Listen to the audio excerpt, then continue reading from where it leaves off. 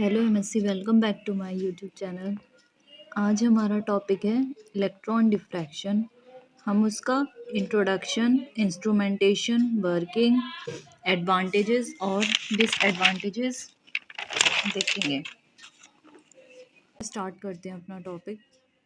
What is electron diffraction? The diffraction of a beam of electrons by atoms or molecules used specially for determining crystal structure is known as electron diffraction. किसी भी electron का diffraction जो कि उसके atoms और molecules के through होता है, यूज़ किया जाता है उसके क्रिस्टल स्ट्रक्चर को डिटरमाइन करने में, इसी को हम इलेक्ट्रॉन डिफ्रैक्शन कहते हैं। हम इलेक्ट्रॉन डिफ्रैक्शन का यूज़ ही उसके क्रिस्टल के स्ट्रक्चर को डिटरमाइन करने के लिए करते हैं।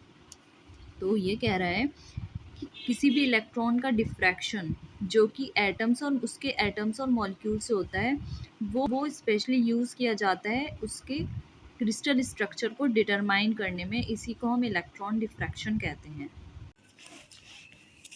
When collimated beam of electron wave strike pair of parallel lattice plates in a crystal, each atom act as a scattering center and emit secondary wave. इसका ये कह रहा है, ये जो इलेक्ट्रॉन की बीम होती है वो जब क्रिस्टल के किसी लैटिस को स्ट्राइक करती है, उसका हर एक एटम स्कैटरिंग सेंटर की तरह काम करता है और उसमें से सेकेंडरी वेव निकलती है। Then all secondary waves interfere with each other to produce diffracted beam. जो ये सारी सेकेंडरी वेव होती हैं ये इंटरफेयर करती हैं एक दूसरे से और उसमें से एक डिफ्रैक्टेड बीम निकलती है। तो इस फिनोमेना को हम इलेक्ट्रॉन डिफ्रैक्शन कहते हैं।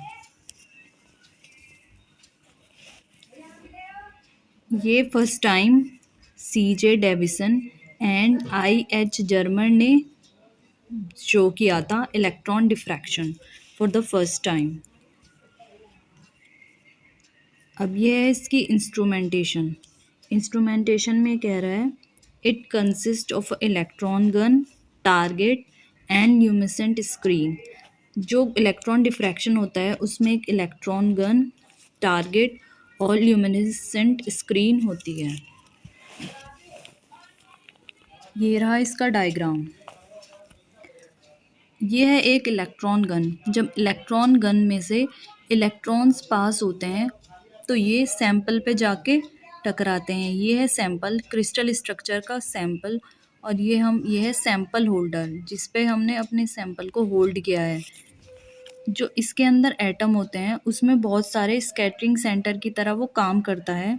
तो इसमें से बहुत सारी स्क्रीन पे जाके यहाँ डिफ्रैक्शन रिंग बनाती हैं। तो इलेक्ट्रॉन गन से इलेक्ट्रॉन्स निकलेंगे, वो सैंपल से टकराते हैं। फिर सैंपल जो होता है वो उसके एटम स्कैटरिंग सेंटर का काम करते हैं और वो ल्यूमिनेसेंट स्क्रीन पे डिफ्रैक्शन रिंग बनाते हैं। इसका एक डायग्राम ये रहा। ये रही इलेक्ट्रॉन गन। ये इलेक्ट्रॉन गन है, इसमें से इलेक्ट्रॉन निकल रहे हैं और ये है हमारा सैंपल। सैंपल में से निकल रही हैं ये सेकेंडरी वेव्स जो यहाँ जाके फिर ल्यूमिनेसेंट स्क्रीन पे डिफ्रैक्शन रिंग्स की तरह शो होंगी। आप लोग एग्ज़ाम में ये दोनों डायग्राम ज़रूर बना के आना। फिर उसके बाद में ये है इसका वर्किंग मैकेनिज़्म कि ये कैसे काम करता है। It involves the generation of an electron by a hot filament made accelerated by applying potential difference of about 40,000 volt, passage of electron passing through the sample. इसमें इलेक्ट्रॉन का जनरेशन इन्वॉल्व होता है जो कि एक हॉट फिलामेंट से निकलता है, एक्सेलरेटेड बाय जिसको हम 40,000 वोल्ट के पोटेंशियल डिफरेंस से एक्सेलरेट करते हैं और पास करते हैं इलेक्ट्रॉन को सैंपल के थ्रू। As a result it gets diffracted and the effect is seen on the fluorescent screen in the form of concentric ring. इसके डिफ्रैक्शन के रिंग्स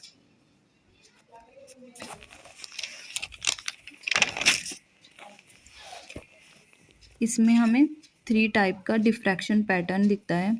सबसे पहला है मोज़ेक सिंगल क्रिस्टल, दूसरा प्लेट लाइक क्रिस्टल और तीसरा है poly crystal.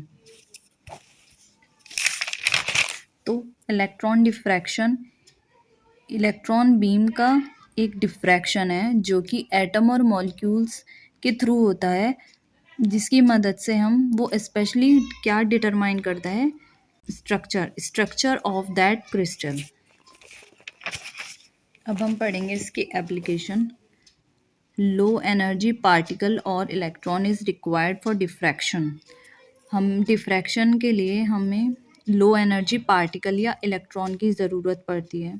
Second, use to investigate the nature of solid surface and surface film. जो इलेक्ट्रॉन डिफ्रैक्शन होता है वो सॉलिड सरफेस के नेचर और सरफेस फिल्म को इन्वेस्टिगेट करता है, उसके बारे में पता लगाता है।